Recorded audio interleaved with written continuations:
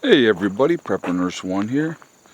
We're going to talk about misinformation on this video because I find this fascinating. Who determines what is misinformation?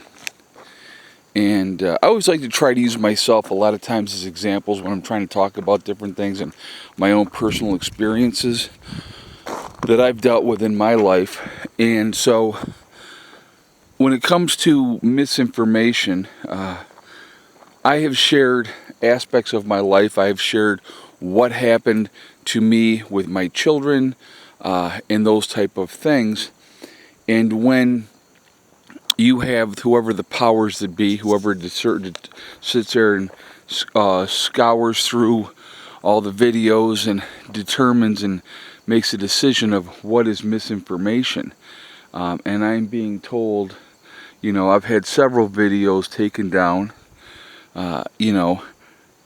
stating that they were, medical misinformation, which really pisses me off because in those videos I'm stating my opinion, also stating what happened to me directly with my family, right? And so, I know the information that I'm sharing is factual to the best of my knowledge, okay? So that's one aspect of misinformation. When somebody else is determining what you're saying is either true or not true. Now, when it comes to politics in misinformation, in both sides, folks, let's be real clear on this, okay? Both sides do this. Spread misinformation, and if a lie is said enough, then people start to believe it and it gets run with, and and those type of things. That happens, okay? But it is amazing to me how you have people that they'll say different things, and then it's twisted and spread around, and is this true or is this not true? And if it doesn't look like it's going to be in a good light for one side, they put their spin on stuff and say all kinds, oh, no, that's not true. Just like, okay, now first of all, before I get into this topic with the Springfield, Ohio situation, I don't know if it's true or I don't know if it's not true. I'm going to say that right off the bat, okay? So I'm not trying to spread anything or continue any false accusations and stuff like that.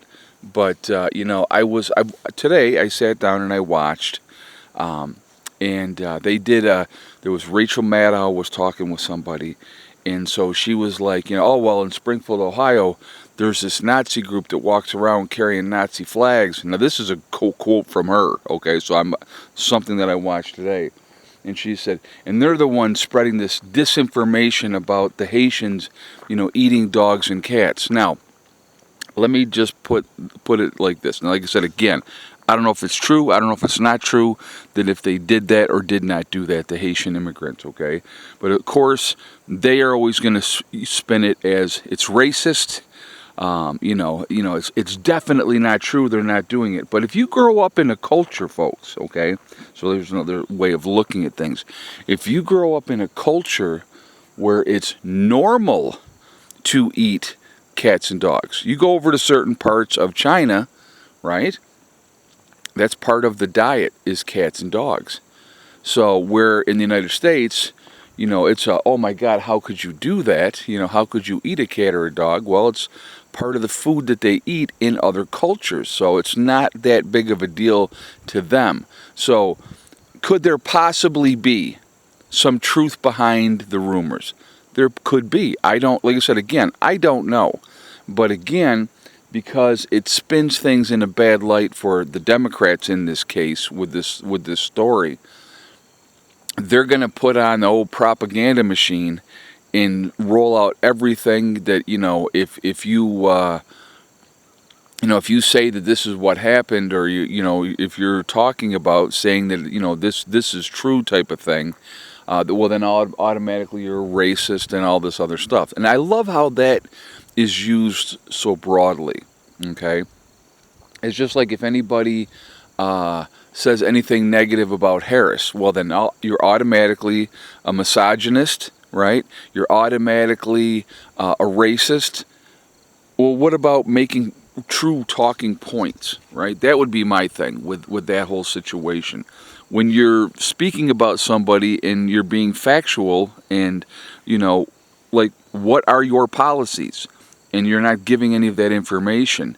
And then they get mad and they're like, well, Trump doesn't have any policies. We're not asking Trump. We're asking whoever the reporter is at the time is asking Harris, what are your policies?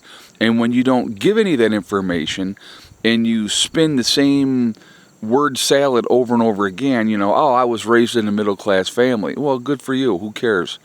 What are your policies? What are you going to do? What are you going to do different that you haven't done in the last 3.5 years that you've actually been the vice president of the United States?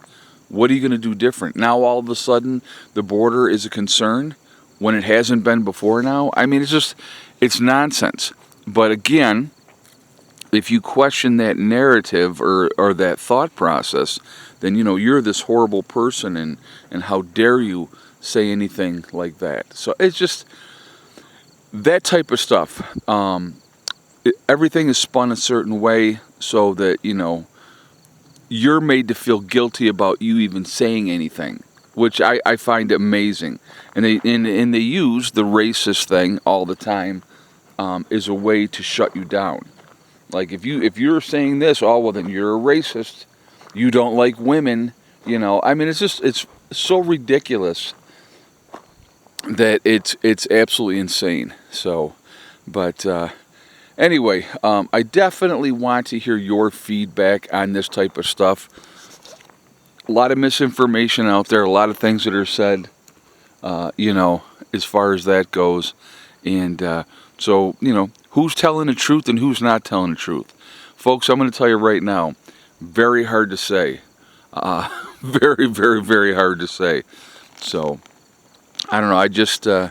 I think we live in an incredibly crazy time that continuously gets worse and worse. And, you know, we just got to try to do the best that we can in these times. So I think that that's important.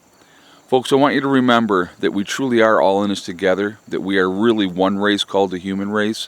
If we ever figure that one out, we truly will be in much, much better shape. Also remember to hug and kiss the ones that you love. Tell them every single day. Tomorrow is not guaranteed.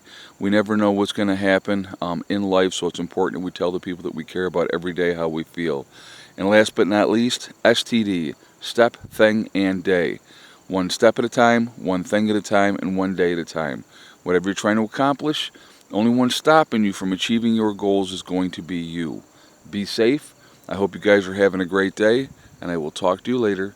Prep Nurse 1, out for now.